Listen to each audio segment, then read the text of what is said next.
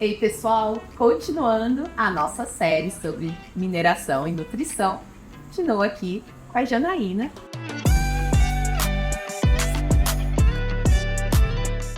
Bom, o bate-papo é sobre cobre, né? E se fosse na mineração, a gente estaria aqui exaltando os novos projetos de pesquisa, né? Falando sobre os carros elétricos, mas eu descobri nesse bate-papo que ele não é só importante para essas tecnologias, essas energias limpas, mas como ele é muito importante para o nosso organismo e em quais funções o cobre entra. Então, o cobre, ele é importante para a respiração celular. Então, ele tem uma função ali para nossas células conseguirem respirar, né?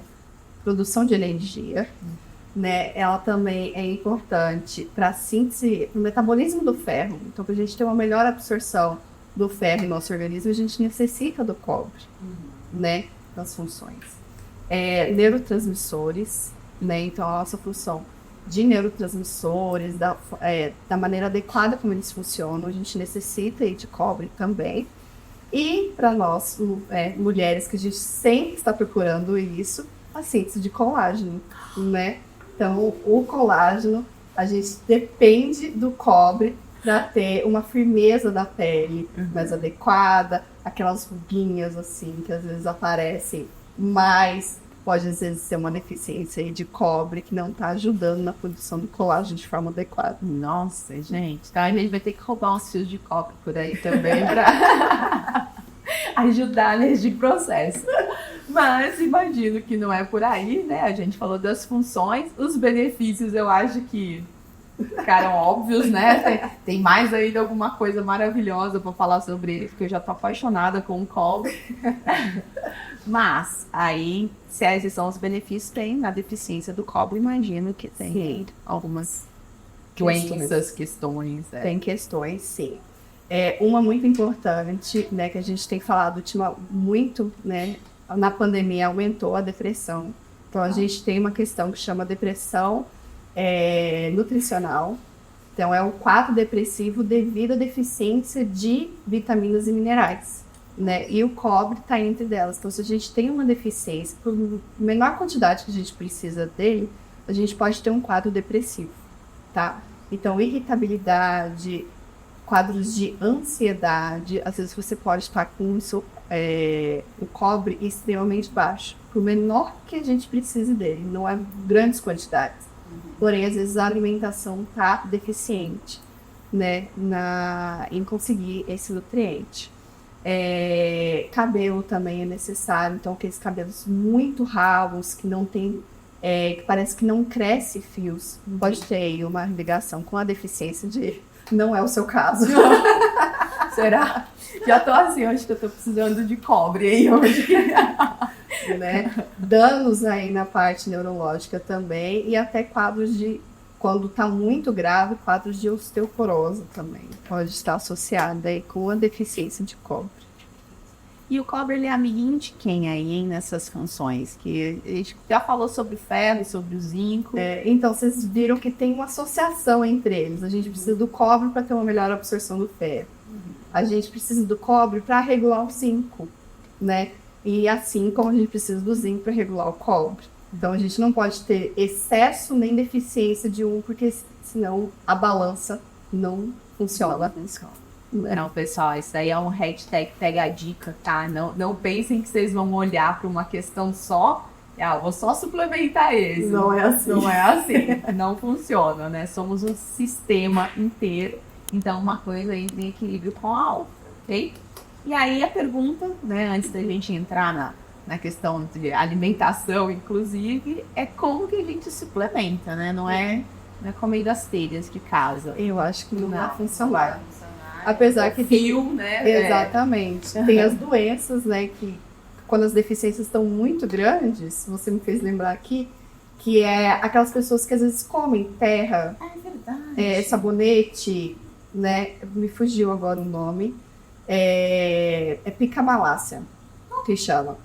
Por quê? Porque esses elementos têm o nutriente que a pessoa está em extremo grau de deficiência. Então, às vezes, ela pega um tijolo para tentar comer. Ou pega um fio exatamente para conseguir aquele nutriente através daquilo. Não vai conseguir. mas é uma deficiência muito grave, né, que precisa ter a suplementação de forma adequada, mas isso pode acontecer sim. Gente, o nosso corpo ele é tão esperto que ele identifica aonde ele Exatamente. encontra aquilo. Exatamente. E aí vai, né, para a área da mineração tentar conseguir aquele nutriente através. Comer pedra, Exatamente, literalmente. Porque essas histórias a gente ouve bastante, né? De Sim. pessoas, crianças, Criança, gestante. crianças e gestantes é o que mais tem, por causa que precisa de muito mais quantidade desses micronutrientes, né? Desses minerais. E às vezes pela deficiência da suplementação, pela deficiência de conseguir esse nutriente, ela tem que recorrer a outros recursos. Gente do céu, eu brincando aqui de comer fio de cobre, mas Acontece. Mas então tá, tirando esse caso extremo, como que a gente pode fazer a suplementação do cobre? Então, a gente tá, como eu comentei já nos outros, tem as duas formas, inorgânicas e as orgânicas, né?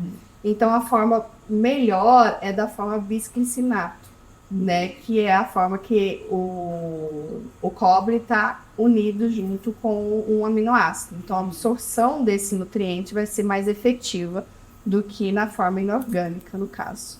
Então, é sempre assim a brincadeira, né?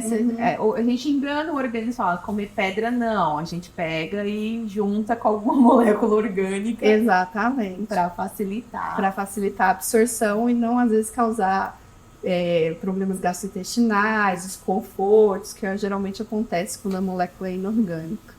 Aproveitando, vamos fazer aqui uma revisão dos excessos, que a gente ainda não conversou sobre o excesso de cobre, mas aí a gente podia até retomar para vocês que estão acompanhando a série como um todo. Nós já falamos sobre o ferro, nós já falamos sobre o zinco, agora estamos conversando sobre o cobre. E a pergunta é, o que acontece com excessos de cobre? Então, o excesso de cobre, ele esgota as reservas de zinco no cérebro. Então, você tem problemas cognitivos mais sérios, né?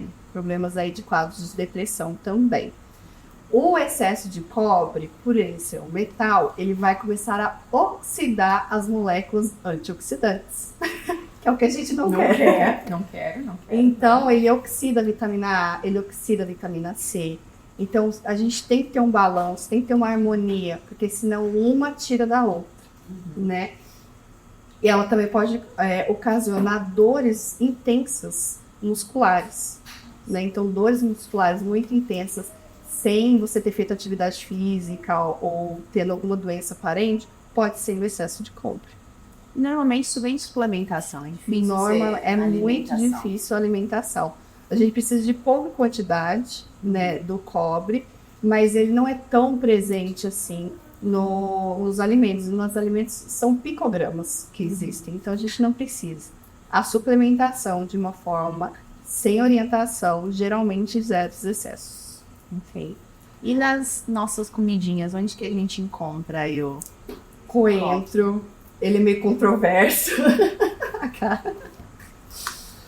Tá. Melhor suplementar. Tô brincando. Vamos continuar. Castanha de caju torrada, ela não pode ser crua, tem que ser torrada. A castanha do Pará, crua, né? Então, assim, o modo de preparo também do alimento, ele vai influenciar no teor, se vai ser mais ou menos desse nutriente, né? Sementes, de uma maneira geral, o mamão, o formosa, aquele bem grandão, né? Que a gente tem o menorzinho, papai, o mamão formosa também é rico em cobre. Aí, pessoal, super dicas. Continuem acompanhando a gente. Já conversamos sobre ferro, sobre zinco, sobre cobre. Ainda vem muito mais por aí. Obrigada. Obrigada a você, família.